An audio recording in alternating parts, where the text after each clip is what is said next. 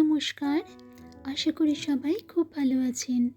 সন্ধেবেলার টিফিন হোক বা স্কুল কলেজ অফিসের টিফিন, এই গোলা রুটি খুব সহজেই তৈরি করা যায় এবং খেতেও অসাধারণ হয়। এখানে 1.5 কাপ মতন ময়দা নিয়েছি গোলা রুটি তৈরি করার জন্য, এবং এতে পরিমাণ মতন লবণ ও 1 চামচ চিনি অ্যাড করেছি। আপনারা চাইলে চিনি বাদও দিতে পারেন। এখানে কিছু সবজি আমার পছন্দ মতন কেটে নিয়েছি: পেঁয়াজ কুচি, লঙ্কা কুচি, গাজর, বিনস আর ধনেপাতা কুচি। আপনারা চাইলে নিরামিষ দিনে পেঁয়াজটা বাদ দিয়েও করতে পারেন নিজেদের পছন্দ মতন সবজি অ্যাড করে। এবার অল্প অল্প জল দিয়ে ময়দাটাকে গুলিয়ে নিতে হবে, এবং অবশ্যই খেয়াল রাখতে হবে গোলাটা যেন খুব বেশি পাতলা না হয়ে যায়। এখানে 2টো ডিমও আমি অ্যাড করেছি, আপনারা চাইলে নাও দিতে পারেন, তবে ডিম দিলে এটি খেতে কিন্তু আরও বেশি টেস্টি হয়। এবার এই ডিম দিয়ে এবং সমস্ত সবজি দিয়ে অল্প অল্প জল দিয়ে এটাকে আমি গোলাটাকে রেডি করে নিচ্ছি।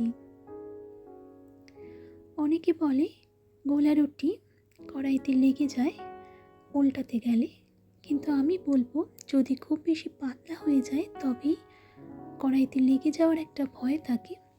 সেই জন্য যখন গোলাটা রেডি করবেন খেয়াল রাখতে হবে যেন খুব বেশি পাতলা না হয়ে যায়। ভিডিওটি শেষ অবধি দেখলে বুঝতে পারবেন কোনো সমস্যাই হয়নি, খুব সুন্দরভাবে সব কটা গোলা রুটি আমার তৈরি হয়ে গেছে।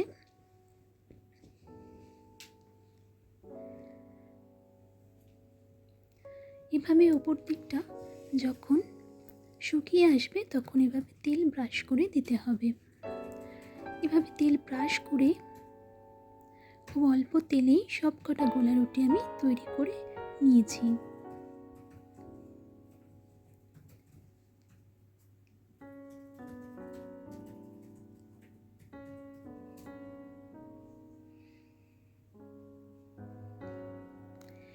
এই গোলা রুটি ডিম ছাড়া, পেঁয়াজ ছাড়া, শুধুমাত্র সবজি দিয়েও কিন্তু তৈরি করা যায়, এবং সেটাও খেতে কিন্তু বেশ ভালো লাগে।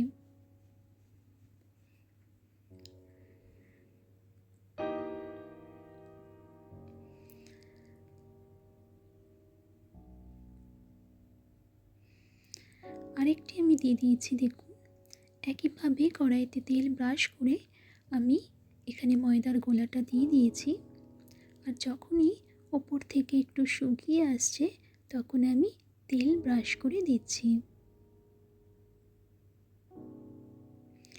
এবার উল্টে দেব। দেখুন কোনো সমস্যাই হলো না, কড়াইতে কিন্তু এক ফোঁটাও কিছু লাগেনি।